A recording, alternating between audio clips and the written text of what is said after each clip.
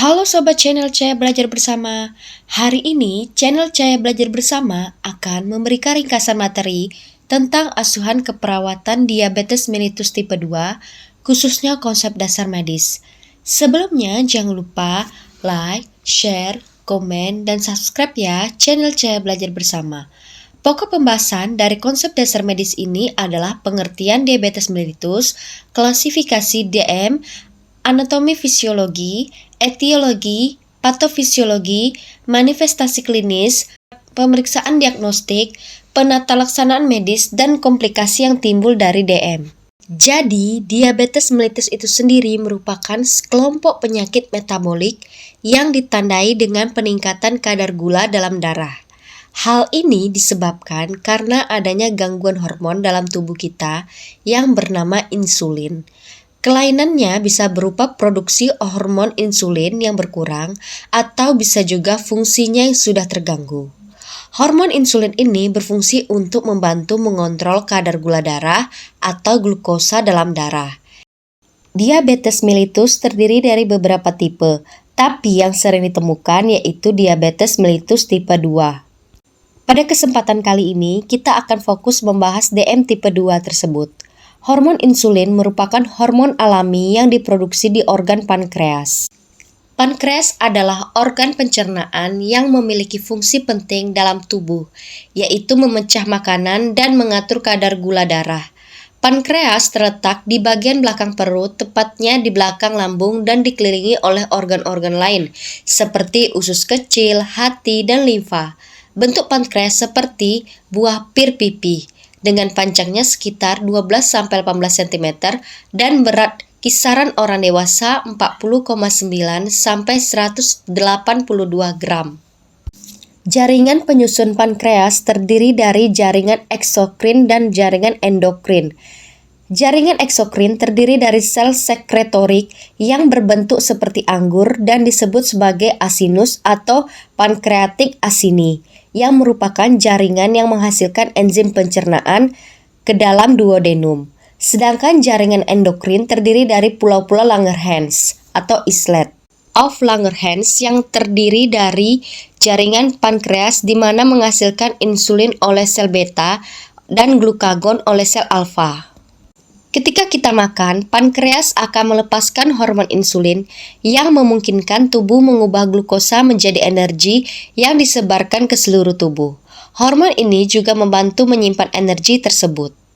Cara hormon insulin membantu mengontrol kadar gula darah atau glukosa dalam tubuh, yaitu memberi sinyal kepada sekelompok sel otot dan hati untuk mengambil glukosa dari darah dan mengubahnya menjadi glikogen di sel-sel otot dan sel hati serta trigliserida di sel lemak.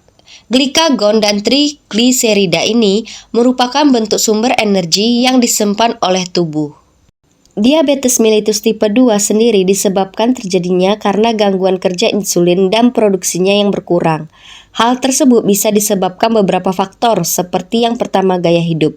Gaya hidup ini bisa berupa kurangnya melakukan aktivitas fisik seperti berolahraga, gaya hidup makan makanan yang tidak sehat, atau kelebihan yang dapat menyebabkan berat badan berlebih. Selain itu, ada juga riwayat DM di keluarga, walaupun hal ini pengaruhnya tidak terlalu besar. DM ini dapat menimbulkan 3 gejala yang khas, yaitu 3P, poliuria, polidipsia, dan polifagia. Yang pertama yaitu poliuria, di mana seseorang itu akan sering sekali buang air kecil karena tubuh melalui ginjal akan berusaha mengeluarkan gula darah yang tinggi melalui urin kita.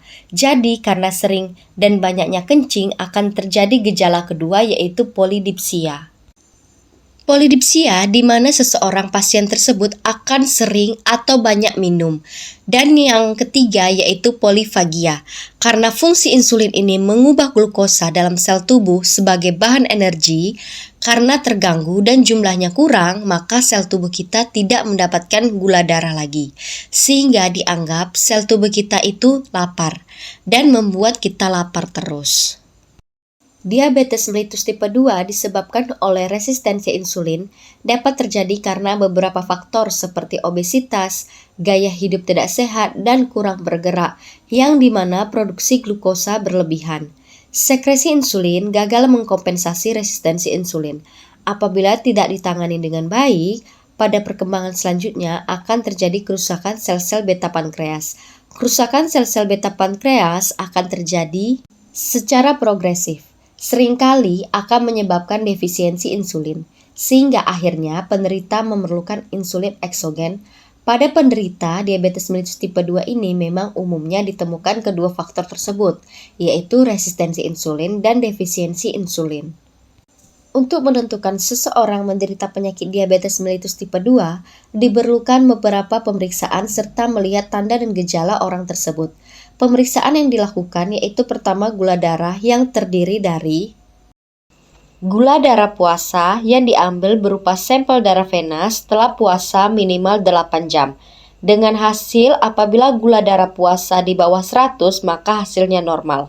Apabila gula darah puasa di atas atau di antara 100 sampai 125 maka dikatakan pradiabetes. Apabila gula darah puasa di atas 126 maka orang tersebut dikatakan DM tipe 2. Yang kedua yaitu adalah gula darah sewaktu yang diambil berupa sampel darah vena kapan saja dan tanpa perlunya persiapan. Seorang pasien didiagnosis dengan DM tipe 2 bila hasil di glukosa darah lebih besar atau sama dengan 200. Yang ketiga ada OGTT atau tes toleransi glukosa oral. Tes ini berguna untuk mengukur penyerapan glukosa sebagai sumber energi bagi tubuh. Untuk tes ini pasien harus berpuasa semalaman selama 8-10 jam. Minum air bebas gula masih diperbolehkan. Pengukuran kadar glukosa darah dengan mengambil sampel darah vena 2 jam setelah pemberian glukosa oral 75 gram yang dilarutkan dalam air 250 cc, lalu minum dalam waktu 5 menit. Dengan hasil, apabila gula darah di bawah 140, maka hasilnya normal. Apabila gula darah antara 140 sampai 199 menunjukkan pradiabetes. Pasien didiagnosis DM tipe 2 bila kadar gula darah lebih dari atau sama dengan 200. Pemeriksaan selanjutnya yaitu ada HbA1c, yaitu pemeriksaan dengan mengukur kadar atau presentasi glukosa yang terikat dengan hemoglobin. Pemeriksaan darah ini menunjukkan kadar gula darah rata-rata selama 2-3 bulan terakhir. Pasien didiagnosis DM tipe 2 apabila nilai HbA1c-nya lebih besar atau sama dengan 6,5%. Komplikasi diabetes mellitus dapat berkembang secara bertahap ketika terlalu banyak gula yang ada di aliran darah dalam waktu yang lama. Komplikasi yang dapat timbul dikelompokkan menjadi 2 bagian, yaitu komplikasi akut yang dapat berupa hipoglikemia, hiperglikemia, dan ketoasidosis diabetik. Sedangkan komplikasi yang kedua yaitu adalah kronis atau dalam waktu yang lama. Seperti mikrovaskuler dan makrovaskuler adalah 2 jenis komplikasi yang dapat menyerang pembuluh darah pada penderita diabetes mellitus. Mikrovaskuler merupakan komplikasi yang menyerang pembuluh darah kecil, seperti kapiler. Komplikasi ini dapat menyerang ginjal dan mata seperti gagal ginjal dan retinopati. Sedangkan makrovaskuler yaitu komplikasi yang menyerang pembuluh darah besar seperti arteri dan vena. Komplikasi makrovaskuler dapat menyerang organ jantung, otak, dan pembuluh darah seperti penyakit arteri koroner, arteri perifer, dan cerebrovaskuler. Menurut Perkeni, dalam penata laksanaan diabetes mellitus terdapat 5 pilar yang harus dilakukan. Pertama, pendidikan atau edukasi. Peran perawat di sini sebagai edukator dengan memberikan pendidikan kesehatan dalam bidang pencegahan penyakit, pemulihan, penyusunan program pendidikan kesehatan, dan informasi kesehatan yang tepat. Kedua, pemantauan gula darah mandiri merupakan pemeriksaan gula darah secara berkala yang tepat dilakukan oleh kasus diabetes mellitus.